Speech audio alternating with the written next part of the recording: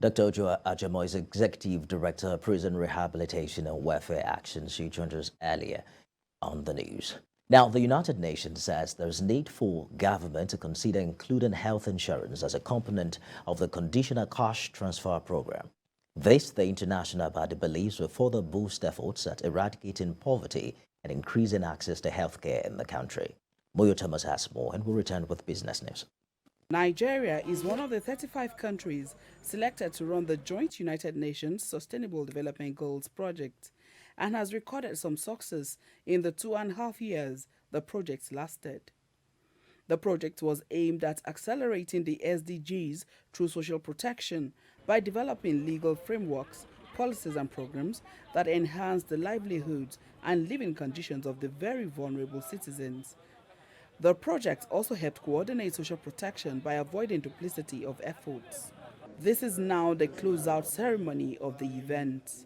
The Joint United Nations SDG says it received funding of about $2 million, and this was expended on providing health insurance coverage to about 6,000 people, conditional cash transfer of 5,300 naira to about 658 pregnant women. Many young boys and girls were also given access to education. The UN says sustaining the effort is key and should therefore be scaled up.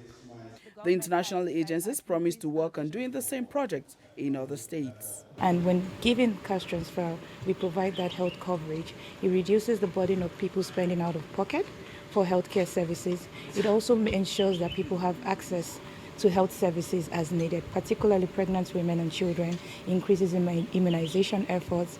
This is a Nigerian government's program, and they were alongside us all along, both at federal level and at state level, and the enthusiasm and the capacity in which they threw at it is very significant. The Nigerian government, again at federal level and hopefully other states, need to continue prioritizing social protection work, and prioritizing means having clear policies. There's a national policy that needs to be replicated at state. People with disabilities were also not left out of the program. We have access to free healthcare services.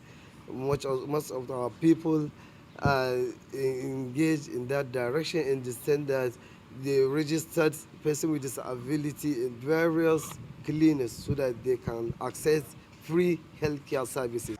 This effort helped Nigeria in moving closer to realizing Sustainable Development Goals Target 1, which is eradicating poverty, Target 2, zero hunger, 3, good health and well-being, 4, quality education, and Goal 10, reduced inequalities.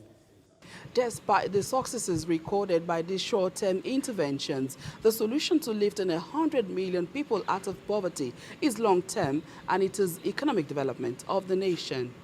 Moyo Thomas, TVC News, Abuja.